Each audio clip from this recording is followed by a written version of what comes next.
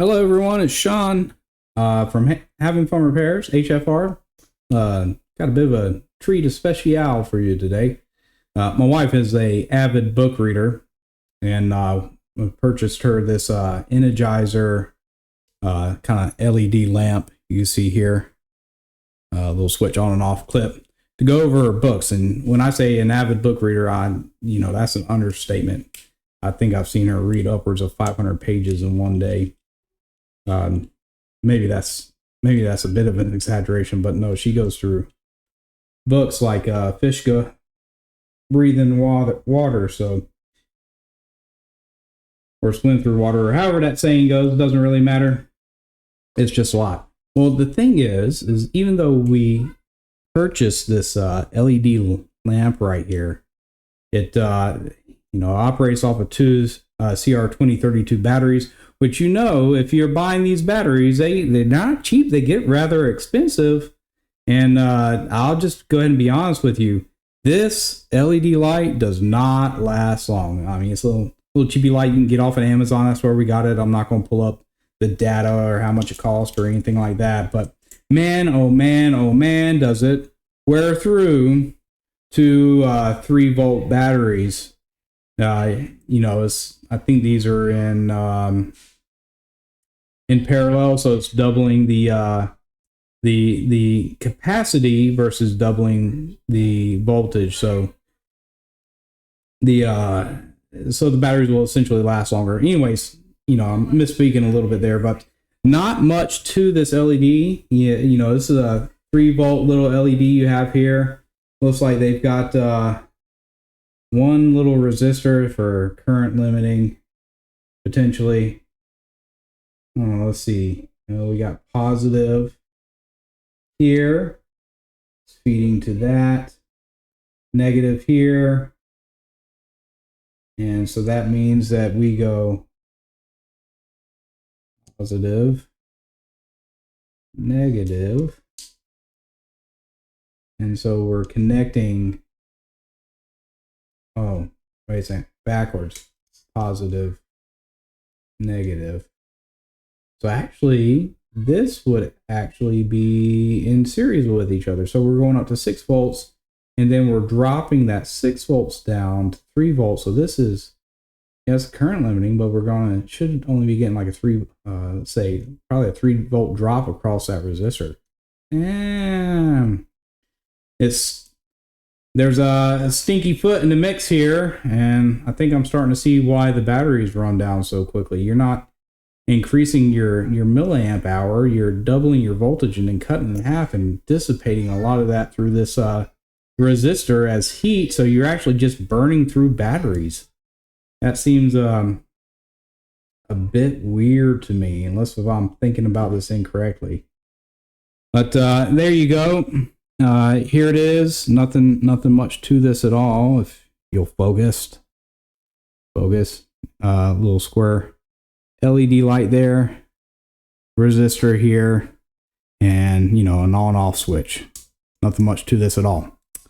So as much as that burns out and goes through these expensive watch batteries, or if you have a vehicle, usually you find CR2032s in like a key fob or something like that, which I prefer to save them for vehicle key fobs than to burn up an LED.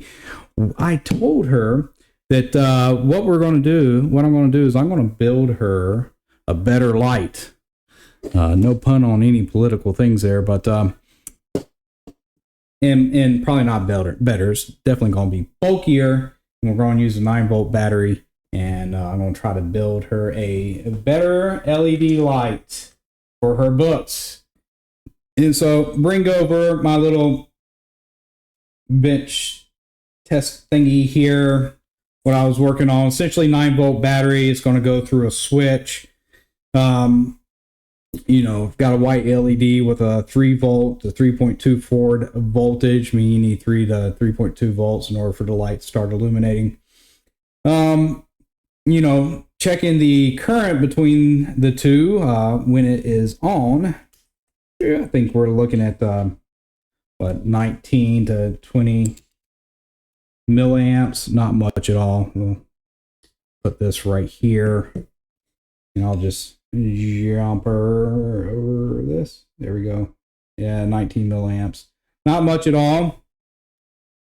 And then, you know, so in basic Ohm's law, you select up your resistor. It's going to come out to like, I don't know, 315 ohms with a forward bias voltage of 3 volts or 3.2, 15 ohms. Power is going to be like, you know, 100 something milliwatts. So I went with a 330 ohm resistor, quarter watt. That's plenty of overhead. But what we can do is, well, I can put this into there.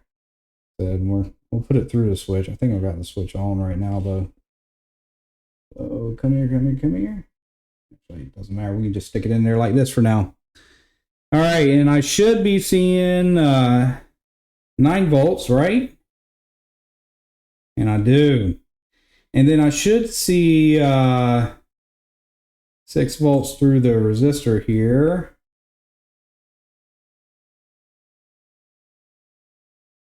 Yeah. Come on now. There we go. Yeah. We got 6 volt drop through the resistor. And I should see about the rest of the 3 volts dropping through the LED, and we do. Okay. So, you know, we got a much larger capacity battery. So this should last longer, give us greater capacity. I'm not going to stock up a bunch of these expensive CR32s.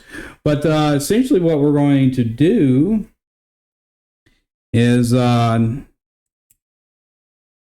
already tore up a fly swatter in the house trying to find some type of metal that will be bendable. And I cut up a fly swatter. So that will be our bendable portion, kind of like this right here. Might need to trim it up a tad bit shorter. Got me a little tube here, which will kind of become the housing for the metal, and it'll bend inside of there along with the wires that will feed the light to the end once we're all said and done. And a little clippy clip. Which is going to, you know, act as a cradle for the battery, as well as clip to the book. So, cheapy little potato clip bag. It's got a magnet on the back. Uh-oh. Probably wouldn't be good to have the battery on the magnet, but maybe worth a shot. We'll see how it does. Might destroy the battery. Probably should look that up. Will magnets destroy batteries? It's a good question.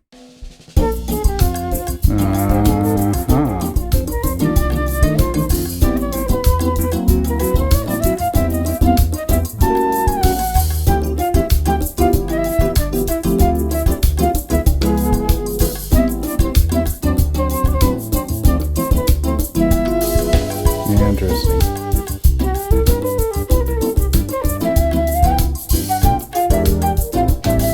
Okay. Maybe it's a terrible question. But anyways, so I'm going to figure out a way to put all this together and make her a light with that LED. And then the thing I'm going to also have to be concerned with is, you know, making a little overhang, a little lamp here. And I think what I'll end up doing is I'll get some aluminum foil and I'll shape it into the shape of a spoon. The LED will go inside underneath the aluminum foil, and then I'll have like a bit of cardboard or something on top, so that way it stays formed how it should stay formed. And, you know, just in case of the wifey doesn't like my design, my big bulky design that I'm going to make for her, we'll put this one back together for now and call it a day. So I'll get this back together, and then we'll start building our own little light here, book light.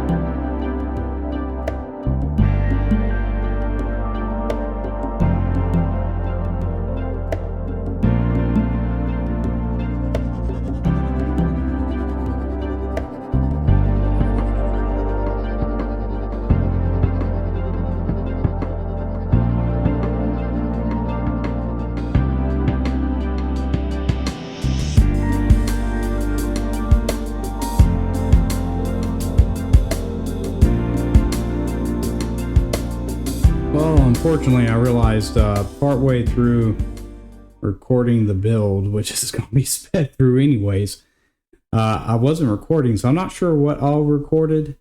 I guess I'll find out once I get to the video editing process. But here we have it built. You can see that I went to wires and that kind of metal rod that allows me to bend things into place through this rubber tube here. We made a light shield using aluminum foil and a piece of cardstock, really. Here goes our potato chip bag clipper and little switch on and off, and you can see that the switch does indeed work. So there we go. And that is incredibly bright compared to this one. You can see the difference just right here on the camera.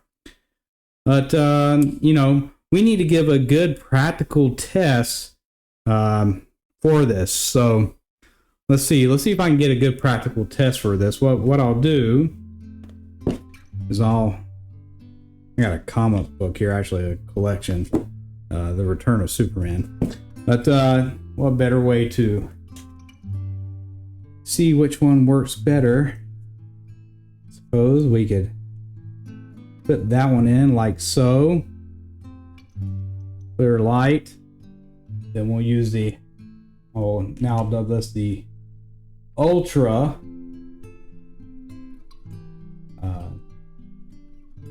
book reader light. We'll clip it in like so. Highly impractical, but we'll see how this works. Oh, okay. The Ultra book reader light as so. And let's kill some lights and see what happens. All right, one light off, another light off, and my last light off. All right, the book reader. There we go. Yeah, you can make out some page work there, I guess. Then the Ultra book reader. Get it on. Night and day difference. Just went off. Little bit of light.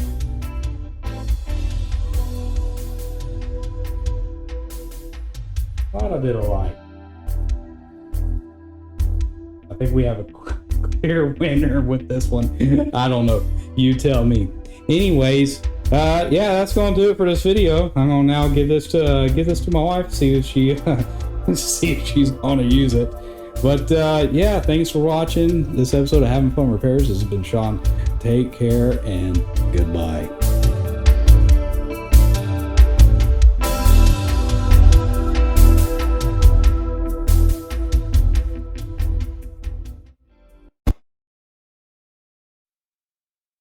Mark?